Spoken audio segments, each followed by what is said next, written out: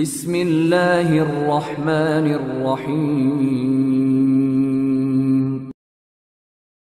நாம இந்த உலகத்துல இப்ப எப்படிப்பட்ட ஒரு காலகட்டத்துல வாழ்ந்துகிட்டு இருக்கோம் அப்படின்னா, எந்த மார்க்க விஷயத்தையும் சந்தேகப்படக்கூடிய ஒரு கட்டத்துல ஒரு கால சூழ்நிலை நம்ம வாழ்றோம். ஏன் அப்படின்னா, எதை சொன்னாலும் சரி, எதை நம்மளுடைய வாழ்க்கையில எடுத்து நடந்தாலும் சரி, அதுக்கு ஆதாரம் இருக்கா அப்படின்னு கேட்கறது ஒரு ஃபேஷனா போச்சு. அப்ப இந்த ஆதாரம் கேட்கறது அப்படிங்கிறது எதற்காக கேட்கப்படுது அப்படிங்கிறத நம்ம பார்க்கணும். இப்ப ஆதாரம் கேட்கறது நம்மளை செய்யக்கூடிய அமல்களை ஆர்வப்படுத்துறதுக்காக வேண்டி கேட்கப்படுதா, அல்லது செய்யக்கூடிய அமல்களில் குறைவு ஏற்படுத்துவதற்காக வேண்டி கேட்கப்படுதா அப்படின்னு சொன்னா, குறைவு ஏற்படுத்துவதற்காக வேண்டிதான் என்ன செய்யப்படுது, ஆதாரம் கேட்கப்படுது. ஏன் அப்படின்னா, எத்தனையோ ஆதாரமான ஹதீஸுகள் நிறைய இருக்கு. எப்படி பெருமானா ஸல்லல்லாஹு அலைஹி வஸல்லம் அவர்கள் என்ன இரவுல கால் கடுக்க நின்று வணங்கினார்கள், அது ஆதாரமானது. அப்ப இந்த ஆதாரம் கேட்கக்கூடிய நாம இந்த ஹதீஸுகள் ஆதாரமானது, எனவே மூமின்களே முஸ்லிம்களே இரவு பூரா நின்று வணங்குங்க அப்படின்னு சொல்றோமா? சொல்றதில்லை. அதே மாதிரி பெருமானா ஸல்லல்லாஹு அலைஹி வஸல்லம் அவர்கள் ஒரு நாளைக்கு 70 முறைக்கு குறையாமல் இஸ்திக்ஃபார் செய்ததாக ஹதீஸ் இருக்கு. அதை சொல்லி மூமின்களே இது ஆதாரமான ஹதீஸ், என்ன ஒரு நாளைக்கு குறைந்தது 70 முறையாவது இஸ்திக்ஃபார் செய்யுங்கள் அப்படின்னு ஆர்வப்படுத்தப்படுதா அப்படின்னா இல்லை. பெருமானா ஸல்லல்லாஹு அலைஹி வஸல்லம் அவர்கள் இரவில் தூங்கும் போது இன்றைக்கு வந்த வருமானத்தில் எதையுமே வைத்துக் கொள்ளாமல் செலவு செய்து விடுவார்கள். அவங்களுடைய தேவைகள் பூர்த்தியாகி மிச்ச காசு இருக்குது அப்படின்னு சொன்னா அதை பெருமானா ஸல்லல்லாஹு அலைஹி வஸல்லம் தர்மம் செய்து விடாமல் தூங்க மாட்டார்கள், ஹதீஸ் இருக்கு. இதை சொல்லி யாருமே காசு பணத்தை சேர்த்து வைக்காதீங்க, அன்னைக்கு வந்ததை அல்லாஹ் நாளைக்கு தருவாங்கிற நம்பிக்கையில செலவு பண்ணிருங்க, இல்லாட்டி தர்மம் செஞ்சிருங்க நம்ம அதை ஆர்வப்படுத்தி சொல்றோமா அப்படின்னா இல்லை. அப்ப இந்த ஆதாரம் கேட்பது என்பது எங்க மனிதனை கொண்டு போய் சேர்க்குது அப்படின்னா, அவன் ஒரு அளவுக்கு செய்து கொண்டு இருக்கக்கூடிய அமல்களையும் செய்ய விடாமல் தடுக்குது அப்படிங்கிறத நம்ம விளங்கிக்கிறோம். பேரன்புமிக்கவர்கள் இது மாதிரி நிறைய சொல்லிக்கிட்டே போகலாம், நான் ஷார்ட்டா 2-3 சொல்றேன். அப்ப ஒரு மனிதனை அமல்கள் பக்கமாக ஆர்வப்படுத்துவது அப்படிங்கிறது லேசான விஷயம் கிடையாது. ஒரு மனிதனுடைய உள்ளம் சீக்கிரம் மாறாது. அப்போ அவனுக்கு பலவிதமான ஹதீஸுகளை பலவிதமான சம்பவங்களை சொல்லி அந்த மனிதனை பக்குவப்படுத்த வேண்டியது இருக்கு. அப்ப இது ஒரு பாரமாக நினைத்து அந்த முழுமையாக தன்னுடைய உள்ளத்தை இந்த ஷரியத்திற்குள் மாற்றுவதற்கு முன்பாக ஒரு பாரமா நினைக்கிறான் அவன். அப்ப திடீர்னு ஒரு 2 பேர் அப்படிலாம் செய்ய தேவையில்லைப்பா அப்படின்னு சொல்லும்போது அவனுக்கு நல்லதா போச்சுடா, வந்தாங்கடா எஜமான் அப்படிங்கிற மாதிரி அவனுக்கு ஒரு பெரிய தாகத்துக்கு தண்ணி கிடைச்ச மாதிரி ஆயிடுது. அதோட முடிஞ்சு மார்க்கம். அப்ப அவனும் என்ன செய்யறான், சரி நம்மளுக்கு இந்த மார்க்கம் கஷ்டமா இருக்கு, அதனால அவனும் எல்லாத்துக்கும் ஆதாரம் இருக்கான்னு கேட்டு இருக்கிறத விட இன்னும் தேஞ்சு போயிடுறான். அப்ப இந்த ஆதாரம் கேட்பது என்பது அமல்களை ஆர்வப்படுத்துறதுக்காக வேண்டி இல்லை, இருக்கிற அமலையும் குறைக்குது அப்படிங்கிறத விளங்கிக்கிறணும். அப்ப இப்படியே நம்ம ஆதாரம் கேட்டு கேட்டு கேட்டு வர்றோன்னு வச்சுக்கிறீங்களேன், இந்த உலகத்துல அதிகமாக ஒலிக்கப்படும் ஒரு வார்த்தைக்கு ஆதாரமே இல்லை.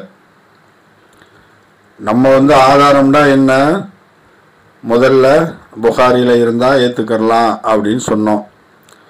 இப்ப புகாரில இருந்தாலும் நம்ம அறிவுக்கு அது சரிப்பட்டு வரலையே அப்படின்னு சொல்லிட்டு நம்ம அதை என்ன செய்யறோம், புறக்கணிக்கிறோம். அப்ப நம்மளுடைய தேவைக்கு வேண்டியதை நம்ம தேடுறோம்னு அர்த்தம். அப்ப இந்த உலகத்துல அல்லாஹு அக்பர் என்று சொல்லக்கூடிய அந்த தக்பீர் மோமின்களால முஸ்லிம்களால அதிகமாக உச்சரிக்கப்படக்கூடிய ஒரு வார்த்தை. ஒரு வக்து அதான்ல எடுத்துக்கிட்டா 6 தடவை, இகாமத்தில் எடுத்துக்கிட்டா 6 தடவை. ஒரு மனிதன் 4 ரக்காத்து தொழுகிறான் அப்படின்னு சொன்னா அதுல 24 தடவை தக்பீர் வருது. அப்ப 5 வக்துக்கு என்னாச்சு? ஒரு மோமீனுக்கு இப்படின்னா அப்புறம் இந்த உலகத்தில் உள்ள மோமீன்கள் தொழக்கூடியவங்களுடைய தக்பீரை பூரா சேர்த்தா அதிகமாக சொல்லக்கூடிய தக்பீர் அல்லாஹு அக்பர். இந்த அல்லாஹு அக்பர், இந்த அல்லாஹு அக்பரை நீங்கள் அதிகமாக சொல்லுங்கள் அப்படின்னு சொல்லிட்டு குர்ஆன்ல ஆதாரம் இருக்காண்டா இல்ல. குர்ஆன்ல அல்லாஹு அக்பர்ங்கிற வார்த்தையே இல்லை. அல்லாஹ் என்ன சொல்றான்? வலதிக்ருல்லாஹி அக்பர். அல்லாஹ்வை நினைவு கூறுவது, அல்லாஹ்வை திக்ர் செய்வது மிக பெரியது அப்படின்னு சொல்றான். அங்க அல்லாஹு அக்பர் சொல்லுங்கன்னு வரல. வரில்வானு மினல்லாஹி அக்பர். அல்லாஹ்வுடைய திருப்தி என்பது மிக பெரியது அப்படின்னு சொல்றான். அப்ப சுப்ஹானல்லாஹ் வருது, அல்ஹம்துலில்லாஹ் வருது. அல்லாஹ்வுடைய இஸ்முகள்ல நிறைய இஸ்முகள் குர்ஆன்ல வருது. சமீஉன், பஸீருன், அஸீஸுன், ஹக்கீமுன் நிறைய வருது. ஆனா அல்லாஹு அக்பர் அப்படின்னு சொல்லுங்கன்னு எந்த இடத்துலயுமே வரல. அப்ப இப்படியே நம்ம அறிவு அப்படியே வளர்ந்து வளர்ந்து வளர்ந்து அல்லாஹு அக்பர் அல்லாஹ் எங்கேயுமே சொல்லலையே அப்படின்னு நம்ம சிந்திக்க ஆரம்பிச்சேன்னு வச்சுக்கிறோங்க. குர்ஆனை தூக்கி வச்சுக்கிட்டு இல்ல ஹதீஸ்ல வருது, பெருமானா ஸல்லல்லாஹு அலைஹி வஸல்லம் சொல்லியிருக்காங்க. அதெல்லாம் லைஃபான ஹதீஸுங்க. அல்லாஹ் குர்ஆன்ல சொல்லல. இல்ல தன்னை பெரியவன் சொல்லிட்டு அல்லாவே சொல்லல, நம்ம எப்படி சொல்றது அப்படின்னு நம்ம அறிவு அளவுக்கு அதிகமா வளர்ந்து என்ன செய்யும், யோசிக்க ஆரம்பிக்கும். அப்படி ஒரு மனுஷன் யோசிச்சுட்டான் அப்படின்னு சொன்னா அல்லாஹ் அக்பர்னு சொல்லி அல்லாஹ் குர்ஆன்ல எங்கேயுமே சொல்லலை. ஏன்னா பெருமானா ஸல்லல்லாஹு அலைஹி வஸல்லம் ஒரு நாளைக்கு இத்தனை தடவை தொழுவணும், இத்தனை ரக்காத்து தொழுவணும்னு சொல்லி பெருமானா ஸல்லல்லாஹு அலைஹி வஸல்லம் அதை நெறிமுறைப்படுத்தி தந்தாங்க. அது எல்லாத்துக்குமே தெரியும், அது ஹதீஸ்ல இருக்கு. ஆனா அதை நம்ம என்ன செஞ்சோம், குர்ஆனை எடுத்து பார்த்துட்டு அல்லாஹ் தொழுவுங்கன்னா சொல்றான், இந்த நேரத்துல தொழுவுங்க, இத்தனை ரக்காத்து தொழுவுங்கன்னு சொல்லலைன்னு நம்ம பேசணும் ஒரு காலத்துல. அப்ப இதை பேசுறதுக்கு ரொம்ப நேரம் ஆகாது. அப்ப அல்லாஹு அக்பர்ன்னு அல்லாஹ் குர்ஆன்ல சொல்லலைன்னு நம்ம தூக்கி கொண்டாந்து போட்டா, ஆமா அல்லாஹ்வே குர்ஆன்ல சொல்லலையே, ஏன் நம்ம செய்யணும் அப்படிங்கிற மனோநிலைக்கு தான் வரும். இப்படி தேடி தேடி கடைசியில் அங்கதான் கொண்டாந்து நிற்கும். அப்போ ஆமா அல்லாஹ் அக்பர் சொல்ல, அப்பா தொழுவும் போது அல்லாஹ் அக்பர் சொல்லாதீங்கப்பா, என்ன செய்யலாம், நிறைய வார்த்தைகள் சொல்லியிருக்கான், அதை சொல்லுங்க. பாங் சொல்றீங்களா, பாங்ல அல்லாஹ் அக்பர் சொல்லாதீங்க, வெறும் ஹையால சலா ஹையால ஃபலா மட்டும் சொல்லிட்டு விட்டுருங்க. இப்படி நாம தொழக்கூடிய தொழுகையவே நிறுத்தக்கூடிய அளவுக்கு இந்த ஆதாரம் இல்லை அப்படின்னு நம்ம நினைச்சோம் அப்படின்னா தொழுகையே பாத்திலாகக்கூடிய நிலைமைக்கு நம்மளை கொண்டாந்து விட்டுரும். அதோட முடிஞ்சு எல்லாரும் காஃபிர் ஆயிட்டு முடிச்சுட்டு போக வேண்டியதுதான். அந்த அளவுக்கு போயிடுவோம். பெருமைமிக்கவர்களே, ஆதாரம் என்பது எதற்காக தேடணும் அப்படின்னா தன்னுடைய இல்மை வளர்த்து கொள்வதற்காக தேடணும். தன்னுடைய இல்மை அதிகப்படுத்திக் கொள்வதற்காக, ஈமானை வலுப்படுத்திக் கொள்வதற்காக அதற்கு தகுந்த ஆதாரங்களை நம்ம தேடி அப்படிதான் நம்ம போகணுமே தவிர இருக்கிற அமல்களை குறைக்க நம்ம ஆதாரம் தேடினா ஒரு நாளைக்கு இதுவும் நடக்கும். இப்போ பெருமைமிக்கவர்களே, இதை பெருமானா ஸல்லல்லாஹு அலைஹி வஸல்லம் நம்மளுக்கு தக்பீர் செய்ய சொல்லி தர்றாங்க. இதுக்கு இப்போ தக்பீர் செய்யறது, மற்ற தொழுகையில தக்பீர் சொல்லி தான் தொழுகணுங்கிறதெல்லாம் பெருமானா ஸல்லல்லாஹு அலைஹி வஸல்லம் சொல்லி தந்தது. நம்ம இப்போ வர அவங்க பேச்சையும் நம்ம அவங்க சும்மா ஒரு சாதாரண ஆளு தான் அப்படிங்கிற லெவலுக்கு நம்ம வந்துட்டோம். அப்போ காலப்போக்கில் என்ன ஆகும் அப்படின்னா எல்லா அமல்களையும் விடக்கூடிய சூழல் வரும். இதற்குத்தான் என்ன சொல்லுவாங்க அப்படின்னா, அல்லாஹ்வுடைய நேசர்கள், நாதாக்கள், அவங்க இந்த உலகத்துல அல்லாஹ்வுடைய வார்த்தைகளை பெருமானார் ஸல்லல்லாஹு அலைஹி வஸல்லம் அவங்களுடைய வார்த்தைகளை எப்படி விளங்குனாங்கன்னா நாம விளங்குறதுக்கு வந்து நேர் எதிர்மாற்றம். அதனாலதான் இந்த தீனு வளர்க்கப்பட்டு நம்ம கைக்கு வந்து சேர்ந்துச்சு. ஒருத்தர் என்ன செய்யறாரு, அல்லாஹ்வை வந்து திக்ர் செஞ்சுக்கிட்டே இருக்காரு.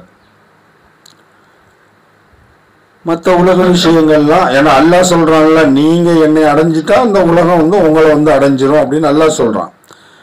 அது ஏன் அந்த வார்த்தையில அதுல எப்படி என்ன ரகசியம் இருக்குங்கிறத நான் வர்ற இதுல சொல்றேன். அப்ப ஏன் ரொம்ப தூரம்லாம் போக தேவையில்லை. நம்ம ஊர்லயே நம்புதாலையில ஒரு திவான் மஸ்தான் அப்படின்னு சொல்லிட்டு ஒரு வழியுள்ள இருந்தாங்க. அவங்க நம்ம குடும்பத்துல உள்ளவங்க தான். அவங்களுக்கு வந்து கிறுக்கன், திவான் அப்படின்னா கிறுக்கன், பைத்தியம்னு அர்த்தம். அந்த பைத்தியங்கிற பேர் எதுக்கு அவங்களுக்கு கொடுக்கப்பட்டுச்சு அப்படின்னா, எப்போ பார்த்தாலும் அப்படியே கிறுக்குத்தனமா அல்லாஹ் திக்ர் செய்யறது, ஒரே அல்லாஹ்வுடைய சிந்தனை, அல்லாஹ் திக்ர் செய்யறது, யாரு பார்த்தாலும் திக்ர். என்னன்னா பைத்தியக்கார பையனா இருக்கான் அப்படின்னு கூப்பிட ஆரம்பிச்சு கடைசியில பைத்தியக்கார மஸ்தான் அப்படின்னு பேர் வச்சுட்டாங்க. அவங்க வந்து இன்னைக்கு கடையநல்லூர்ல அடங்கி இருக்காங்க, அந்த தென்காசி ரோட்டில். அவங்களுடைய அந்த அடக்க ஸ்தலத்துல ஒரு ஆர்சி வச்சிருக்காங்க. அதுல என்ன பேர் போட்டிருக்காங்க அப்படின்னா, ஹல்லீர் முகம்மது என்னும் திவான் மஸ்தான் ஒளியில்லா. திவான் மஸ்தான்ங்கிறது தான் அவங்களுக்கு வந்து ஃபேமஸான பேர். அப்ப ஏன் இப்படி செய்றீங்க அப்படின்னு கேட்கும்போது அவங்க என்ன சொல்றாங்க அப்படின்னா, அல்லாஹ் குர்ஆன்ல என்னப்பா சொல்றான், வலதிக்ருல்லாஹி அக்பர், அல்லாஹ்வுடைய திக்ரு தான் மிகப்பெரியது. அப்ப இந்த உலகத்துல அல்லாஹ் நம்மளை படைச்சான், பல செல்வங்கள் அந்த உலகத்துல படைச்சான், பல வாழ்வாதாரங்களை படைச்சான், வீடு காரு அது சொகுசு அப்படி இப்படின்னு சொல்லிட்டு என்னென்னத்தையோ படைச்சிருக்கான். எதையெல்லாம் நாம பார்த்து பெருசுன்னு நினைக்கிறோமோ அல்லாஹ் சொல்றான், அதை விட பெருசு அல்லாஹ்வுடைய திக்ர். அப்ப அவங்க என்ன சொல்றாங்க அப்படின்னா, மிகப்பெரிய ஒரு செல்வமே எனக்கு கிடைச்சிருச்சு, இந்த உலகம் கிடைக்கிறது என்ன பெரிய சிரமமா? மதிப்பே இல்லாத செல்வத்தை கொடுத்த அல்லாஹ் எனக்கு இந்த மதிப்பு இல்லாத உலகத்தை தர்றது பெரிய கஷ்டமான வேலையா அல்லாஹ்க்கு? அப்ப நான் அதையெல்லாம் தாண்டிதான் மிகப்பெரிய செல்வத்தை அடைஞ்சிருக்கேன் அல்லாஹ்ட்ட. இதெல்லாம் எனக்கு வந்து ஒரு லேசான ஒரு என்ன மதிக்கத்தக்க பொருளே கிடையாது இந்த உலகம் அப்படின்னு அதுக்கு விளக்கம் சொல்றாங்க. ஒரு தேர்வு மிக்கவர்களே, இதை நம்ம எப்படி நம்ம பார்க்கணும் அப்படின்னா, இப்ப கரும்பு, ஒரு கரும்பு கட்டே நம்ம வாங்கிட்டு போறோம்னு வச்சுக்கிறீங்களேன். அந்த கரும்புல எது நம்மளுக்கு யூஸ் ஆகும் அப்படின்னா, அதை புளிஞ்சு எடுத்து அதுல இருந்து வரக்கூடிய சாறு தான் நம்மளுக்கு யூஸ் ஆகும், சக்கை தூக்கி போடுறது. அப்ப இந்த உலகத்துல எப்படி நம்ம வாழ்க்கையை வாழணும் அப்படின்னு அவங்க சொல்றாங்க அப்படின்னா, இந்த உலகத்தில் இருக்கக்கூடிய மிக பெருமைக்குரிய மதிக்கத்தக்க பொருள் ஒரு வஸ்து என்ன அப்படின்னா அல்லாஹ்வுடைய திக்ர். அதுக்கு ஒரு உதாரணம் சொல்றாங்க எப்படின்னா, இப்ப ஒரு கோழி வந்து குப்பைமேட்டுல மேய போகுதுங்க. குப்பைமேட்டுல மேய்ஞ்சிக்கிட்டு இருக்கு, காலை வச்சு இப்படி கிளறுது. கிளறும்போது அரிசி இந்த பருப்பு ஏதாச்சும் விதைகள்லாம் வந்தா கொத்தி கொத்தி சாப்பிடுது. அப்ப கிளறிக்கிட்டு இருக்கும்போது ஒரு பெரிய மதிக்கத்தக்க ஒரு வைரக்கல் வருது. அது என்ன செய்யுது, அந்த வைரக்கல்ல கால்நாள எத்தி விட்டுருது, முடிஞ்சு, அதுக்கு அது தேவையில்லை. அது என்ன செய்யுது அப்படின்னா, அந்த அரிசி கிடக்குதா, குப்பையில ஏதாச்சும் புழு இருக்குதா, இதை பார்த்துதான் சாப்பிடுது. அதே மாதிரிதான் நம்ம இந்த உலகத்துல நம்ம எப்படி வாழ்ந்துகிட்டு இருக்கோம் அப்படின்னா,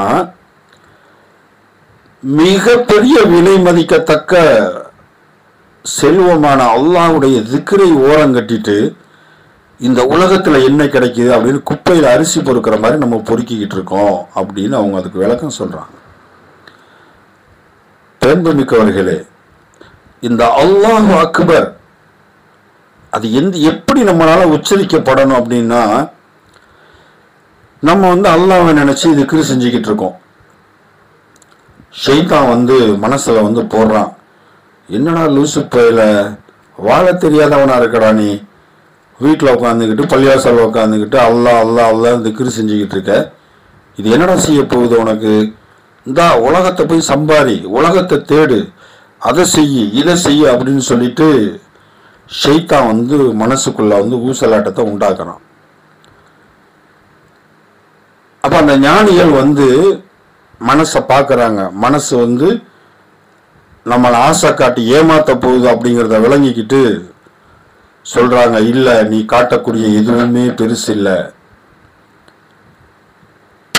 வலதிக்ருல்லாஹி அக்பர், அல்லாஹ்வுடைய திக்ரு தான் மிகப்பெரியது, நீ காட்டக்கூடிய எல்லாமே மிக இலகுவானது, அதாவது அழிந்து போகக்கூடியது, எந்த விதமான மறுமைக்கான பிரயோஜனத்தையும் தராதது, அதை காட்டி பெருசா காட்டி நீ ஏமாத்த பார்க்கிற அப்படின்னு சொல்லிட்டு அவங்க சொல்றாங்க. ஷைத்தானை இப்போ வலதிக்ருல்லாஹி அக்பர், அல்லாஹு அக்பர் அப்படின்னு முழங்கக்கூடிய தன்னுடைய ஈமானை உறுதிப்படுத்தக்கூடிய வார்த்தை தான் அல்லாஹு அக்பர்.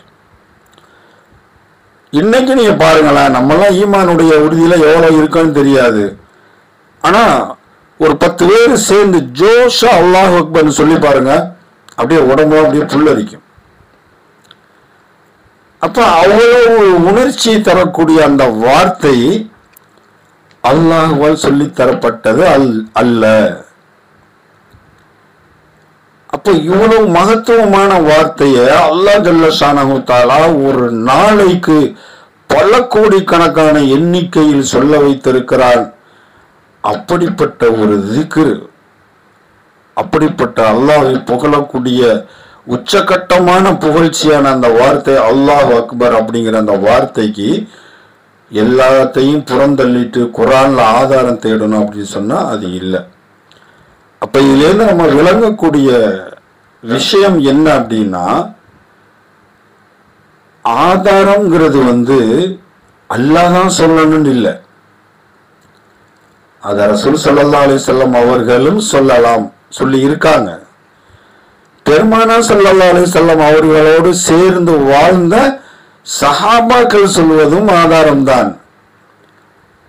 அப்ப அல்லாஹ் நமக்கு கொடுத்திருக்கக்கூடிய அந்த இல்மை வச்சு நம்ம என்ன பார்க்கணும் அப்படின்னா, இங்க வந்து நம்ம பட்டிமன்ற விவாதம் நடத்துறதுக்காக வேண்டி நான் ஆதாரம் கேட்டு அவனை தோக்கடிச்சிட்டேன் அப்படின்னு சொல்றதுக்கு கேட்கக்கூடாது. அந்த ஆதாரம் கேட்டதால, அந்த ஆதாரத்துக்கு விளக்கம் கிடைச்சதால என்னுடைய ஈமான் எந்த அளவுக்கு வளர்ந்துருக்குன்னு ஒத்து பார்க்கறது தான் அல்லாஹ்வை சார்ந்து நம்ம பேசக்கூடிய பேச்சு. இல்ல நான் கேள்வி கேட்டு மடக்கிட்டேங்கிறதுக்காக வேண்டியெல்லாம் ஆதாரம் கேட்டேன் அப்படின்னா, அந்த மாதிரி கேள்வி கேட்டவங்க யார் அப்படின்னு சொன்னா யஹூதி நசாராக்கள். அது அல்லாஹ் குர்ஆன்லயே சொல்றான். அதனால பேர்பு மிக்கவர்களே, நம்ம அறிவாளின்னு நினைச்சு என்ன செஞ்சிடக்கூடாது, கேள்வி கேட்டு கேட்டு ஆதாரம் கேட்டு கேட்டு நாசமா போயிடக்கூடாது. அதுல நம்ம வந்து உறுதியா இருக்கணும்.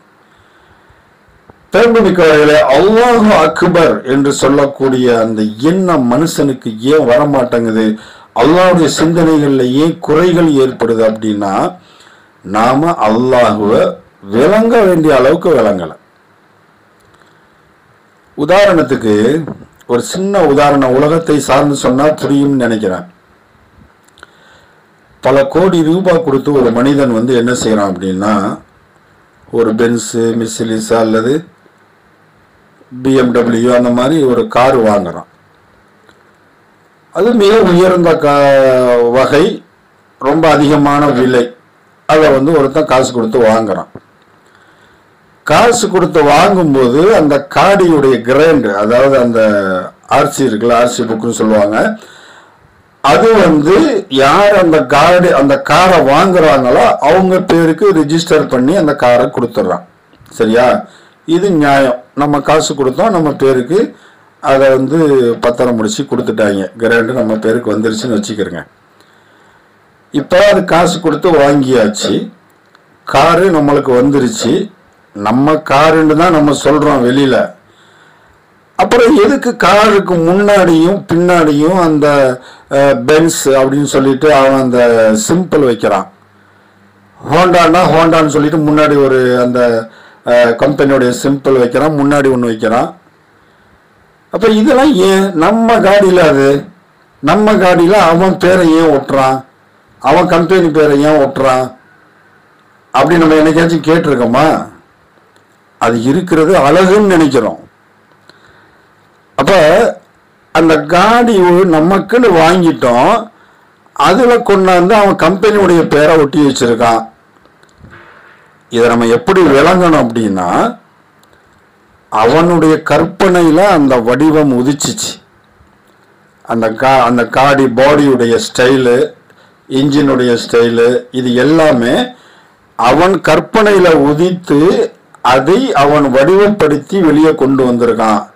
அதனால நீ உன் காடின்னு சொல்லி நீ ஓட்டிக்கிட்டு இருந்தாலும் அது என்னுடைய கற்பனையிலிருந்து வந்ததை செஞ்சு நான் கொடுத்துருக்கேன், அதனால என் பேரை நாங்கள் போட்டுக்கிறேன் அப்படிங்கிறது தான் அவன் சொல்ல வர்ற விஷயம்.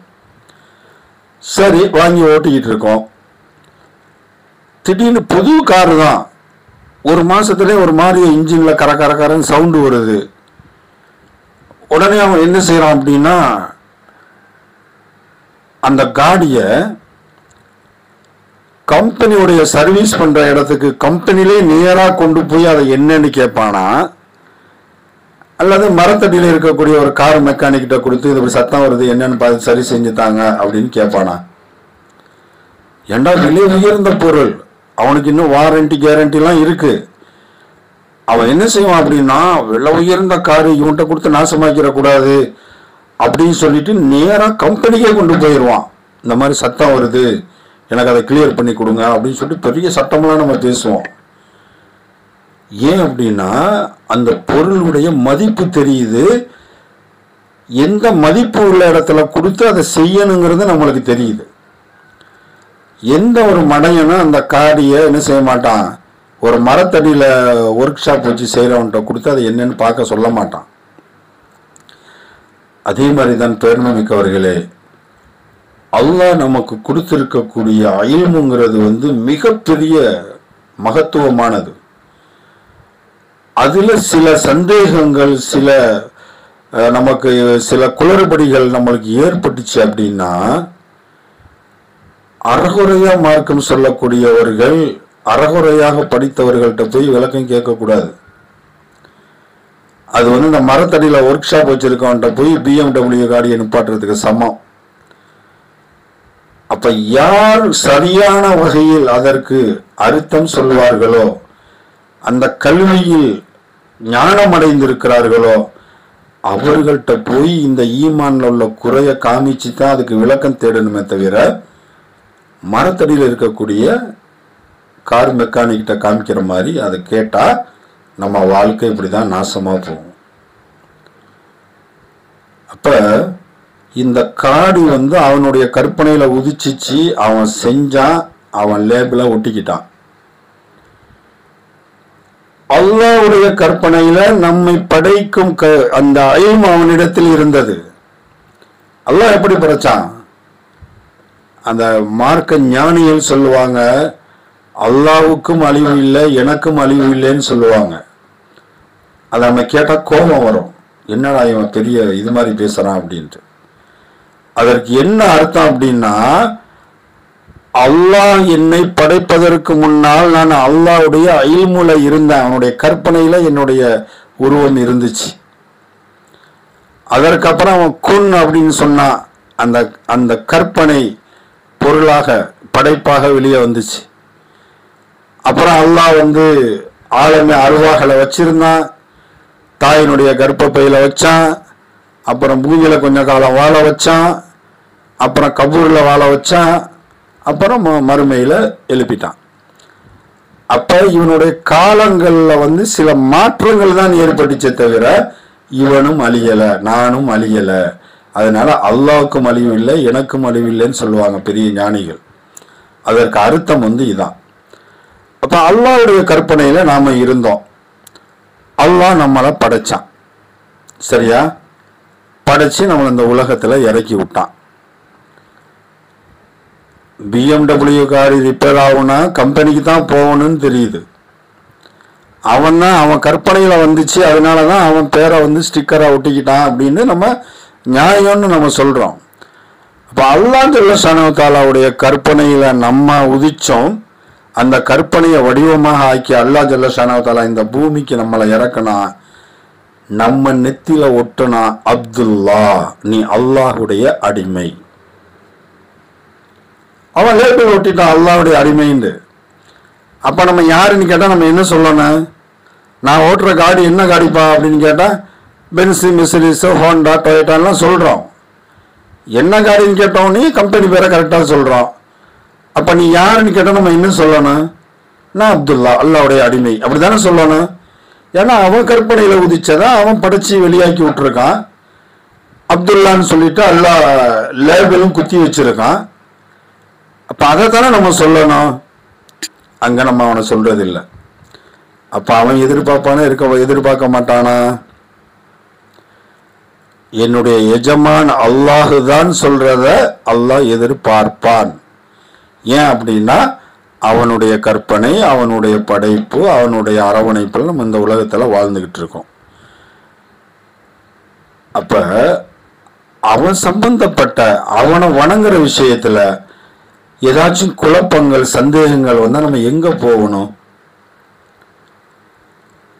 அல்லாஹ்வை பற்றி நிறைவான இல்மு கிடைக்கக்கூடிய இடத்துக்கு நம்ம போகணும். இல்மை குறைக்கக்கூடிய இடத்துக்கு நம்ம போகக்கூடாது. இல்மை அதிகப்படுத்தும் அளவிற்கு யாரு நமக்கு விளக்கம் சொல்லுவாங்களோ அவங்கள நாடி போகணும். பெருமைமிக்கவர்களே, அல்லாஹ் ஜல்ல ஷானஹு தஆலா இந்த உலகத்துல நம்மளுக்கு சொல்லி தந்தது ஒரு பாடம். ஏட்டுச்சுரக்காயின்னு சொல்லுவாங்கல்ல, அதுதான் அந்த குர்ஆன் ஹதீஸுங்கிறதெல்லாம் நம்மளுக்கு வழி காட்டக்கூடியது. ஆனா அதை எடுத்து வழி நடக்கக்கூடிய நாம், அல்லாஹ் குர்ஆன்ல எடுத்தோடனே சொல்லுவாங்கல்ல, ذَلِكَ الْكِتَابُ لَا رَيْبَ فِيهِ هُدًى لِلْمُتَّقِينَ.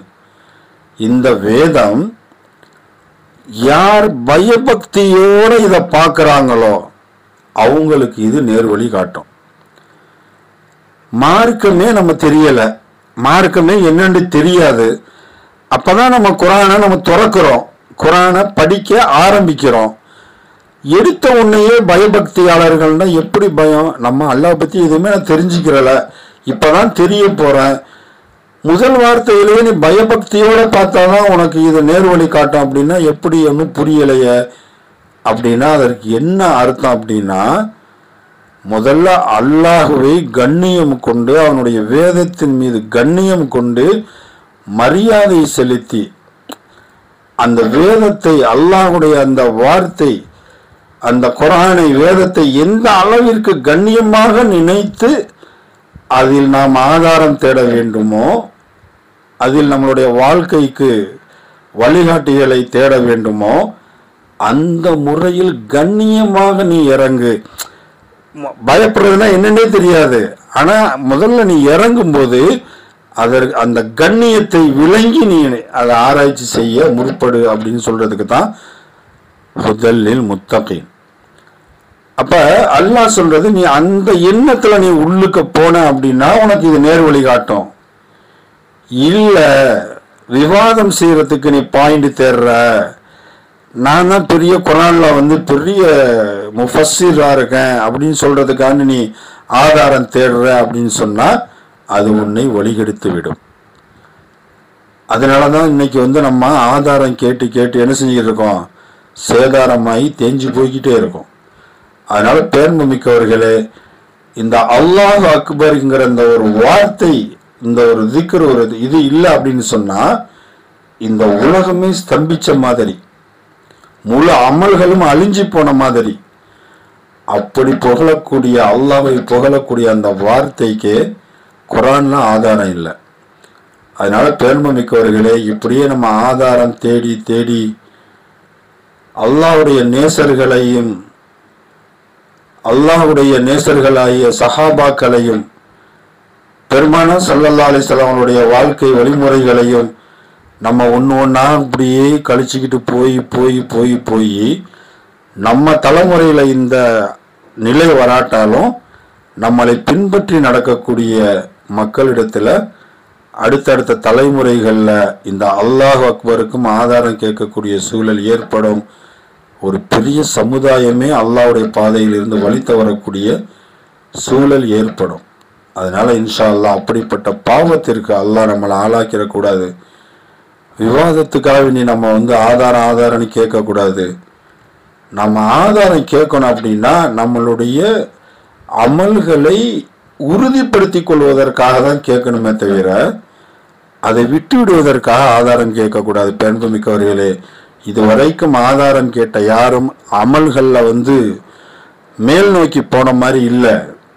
ஆனா கேள்விங்கிறது தன்னை உயர்த்தி கொள்வதற்காக தான் கேட்கணுமே தவிர தன்னை கீழ்ப்படுத்தி கொள்வதற்காக இருக்கக்கூடாது அப்படிங்கிறது இந்த நிகழ்ச்சியின் மூலமா நான் சொல்லிக்கிற விரும்புகிறேன் இன்ஷா அல்லாஹ். அதனால அல்லாஹ் விரும்பக்கூடிய, அல்லாஹ் நேசிக்கக்கூடிய, அல்லாஹ் கேள்வி கேட்கக்கூடாதுன்னு சொல்ல, கேளுங்க. அதை கொண்டு நீங்க என்ன செய்யுங்க, உங்களுடைய வாழ்க்கையில என்னை நெருங்கி வாங்க. என்னை நெருங்கி வர்றதுக்கு என்ன வழி இருக்குதோ அதை தேடுங்க கேள்விகள் மூலமா. அப்படிப்பட்ட கேள்விகளை அல்லாஹ் விரும்புகிறான். இன்ஷா அல்லாஹ் அப்படிப்பட்ட வாழ்க்கையை இந்த உலகத்தில் வாழக்கூடிய பாக்கியத்தை அல்லாஹ் எனக்கும் உங்களுக்கும் தந்தருள்வானாக.